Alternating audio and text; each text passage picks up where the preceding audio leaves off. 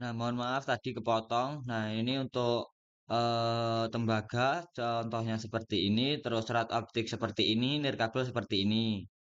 Nah, mungkin langsung saja karena di Bendigem itu ada batasan waktu dan harus membeli dulu. Mungkin lanjut ke poin 1.2.6. Periksa pemahaman Anda komponen jaringan. Nah, di sini tuh ada kayak pemahaman-pemahaman gitu mungkin bisa menambah wawasan juga kayak apa ya? Kayak mengetahui pengetahuan kita seberapa paham tentang materi ini. Ini mungkin kita skip saja, langsung masuk ke poin 1.3. Nah, untuk 1.3 di sini yakni representasi jaringan. Arsitek dan administrator jaringan harus dapat menunjukkan seperti apa jaringan mereka nantinya. Mereka harus dapat melihat dengan mudah komponen mana yang terhubung ke komponen lain, di mana mereka akan ditempatkan dan bagaimana mereka akan terhubung. Nah, terus nah ini untuk contohnya mungkin bisa dilihat sendiri. Ini untuk media jaringan itu ada media nirkabel, media lokal, terus media WAN. Nah, untuk perangkat akhir itu ada komputer desktop, telepon, terus tablet nirkabel. Nah, untuk perangkat perantaranya itu ada router, nirkabel, saklar LAN, saklar multilapis, peralatan firewall, terus jalur peerage. Kak, peerage ya ini ya. Nah, terus ini eh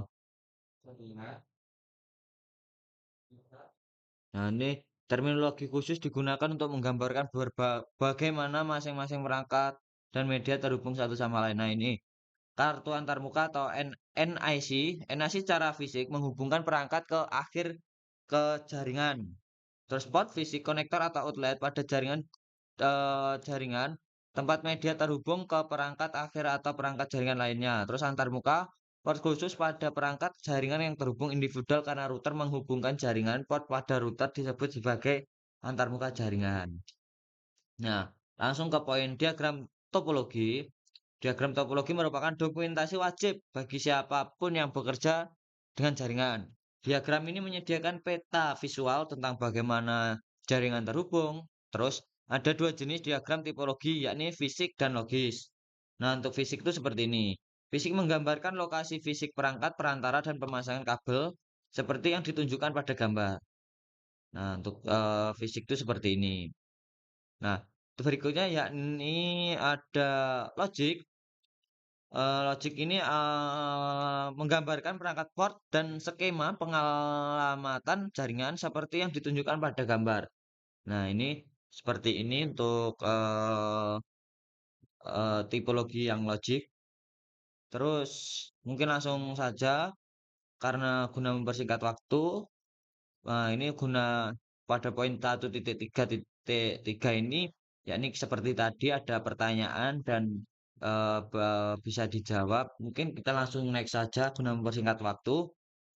Terus di poin 1.4 ini ada jenis jaringan umum, jaringan berbagai berbagai ukuran. Sekarang setelah Anda memahami komponen-komponen yang membentuk jaringan dan representasi dalam topologi fisik dan logika, Anda siap mempelajari berbagai jenis jaringan. Nah, ini ada jaringan di dalam berbagai ukuran. Terus jaringan rumah sederhana mungkin Anda berbagi sumber daya seperti printer, dokumen, gambar, musik, dan antara berbagai akhir lokal. Terus jaringan kantor kecil, kantor rumah, atau di sini disebut SOHO, memungkinkan orang bekerja dari rumah atau kantor jarak jauh. Terus bisnis dan organisasi besar menggunakan jaringan untuk menyediakan konsolidasi, penyimpanan, dan akses ke informasi di server jaringan. Nah, di sini ya terus ada internet. Internet merupakan jaringan terbesar yang ada. Bahkan istilah internet berarti jaringan dari jaringan. Internet merupakan kumpulan jaringan pribadi dan publik yang saling terhubung. Di bisnis kecil dan rumah, banyak komputer berfungsi sebagai server dan klien pada jaringan. Nih, contohnya seperti di sini sudah ada teman-teman. Nah, ini ada jaringan rumah kecil tuh seperti ini. Terus di sini tuh jaringan kantor kecil tuh seperti ini. Terus jaringan menengah hingga besar tuh seperti ini. Terus jaringan seluruh dunia itu ya itu tadi, internet itu tadi, setahu saya. Nah, mungkin untuk guna mempersingkat waktu kita next ke 1.4.2 LAN atau WAN. Infrastruktur jaringan sangat bervariasi dalam hal ukuran area yang dicakup, terus jumlah pengguna yang terhubung, jumlah dan jenis layanan yang tersedia, dan area tanggung jawab. Dua jenis, nah ini ada penjelasan. LAN adalah infrastruktur jaringan yang menyediakan akses ke pengguna dan perangkat akhir di area geografis yang kecil. Nah, LAN biasanya digunakan di departemen dalam perusahaan, rumah, atau jaringan bisnis kecil. Terus WAN adalah infrastruktur jaringan yang menyediakan akses ke jaringan di area geografis yang luas, yang biasanya dimiliki dan dikelola oleh perusahaan besar atau penyedia layanan telekomunikasi. Ini untuk contoh gambarnya. Nanti untuk WAN sih ini WAN seperti ini dan LAN itu seperti ini. Terus kita next ke 1.4.3 yakni internet. Internet adalah kumpulan jaringan yang saling terhubung ke seluruh dunia. Di sini ada internet walk, terus atau singkatnya internet. Gambar tersebut menunjukkan salah satu cara untuk melihat internet sebagai kumpulan LAN dan WAN yang saling terhubung. Nah, ini internet itu seperti ini. Beranda LAN, sekolah LAN, LAN bisnis, LAN pemerintah, rumah sakit LAN. Nah, ini yang terhubung. Mungkin naik ke poin 1.4.4 intranet dan extranet. Ada dua istilah lain yang mirip dengan istilah internet, yakni intranet dan extranet. Nah, intranet adalah istilah yang digunakan untuk merujuk pada koneksi privat LAN dan WAN milik suatu organisasi. Nah, ini satu organisasi dapat menggunakan extranet ya untuk menyediakan akses yang terjamin di individu pekerja organisasi dan memerlukan akses ke data organisasi tersebut. Nah, ini contohnya perusahaan yang menyediakan akses ke pemasok dan kontraktor luar. Nah, ini dapat dibaca sendiri. Hmm, seperti ini teman-teman untuk gambarnya. Ini ilustrasinya seperti ini kurang lebih. Nah, kita lanjut ke 1.4.5 periksa pemahaman Anda. Nah, ini tiap pertanyaan tadi. Guna mempersingkat waktu, kita langsung next saja ke 1.5. Nah, 1.5 di sini ada eh berapa modul ini? 5 submodul.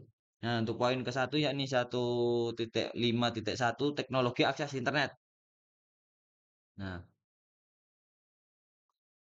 di sini kita kayak akan mempelajari seperti menghubungkan pengguna dan organisasi ke internet seperti mungkin sudah Anda duga dan banyak cara untuk melakukannya.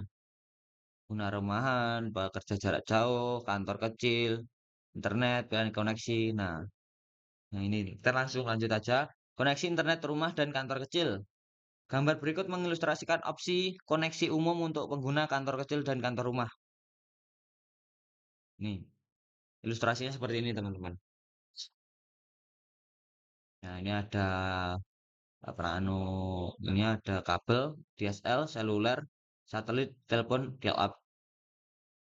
Nah, selanjutnya kita masuk ke koneksi internet bisnis. Koneksi internet bisnis ini yakni eh pilihan koneksi korporat berbeda ya dengan pilihan pengguna rumahan. Nah, di sini langsung saja ke gambar untuk mengilustrasikan pilihan koneksi umum untuk bisnis.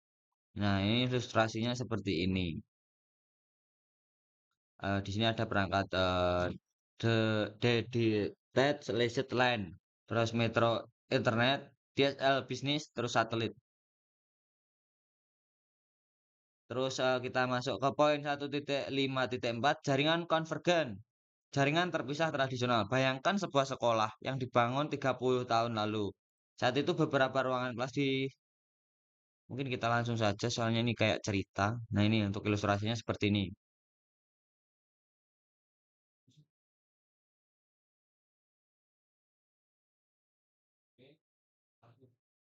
Nah, ini mungkin saya bacakan untuk jaringan konvergen. Saat ini jaringan data, telepon, dan video terpisah saling menyatu. Tidak seperti jaringan khusus, jaringan konvergen mampu menyalurkan data, suara, dan video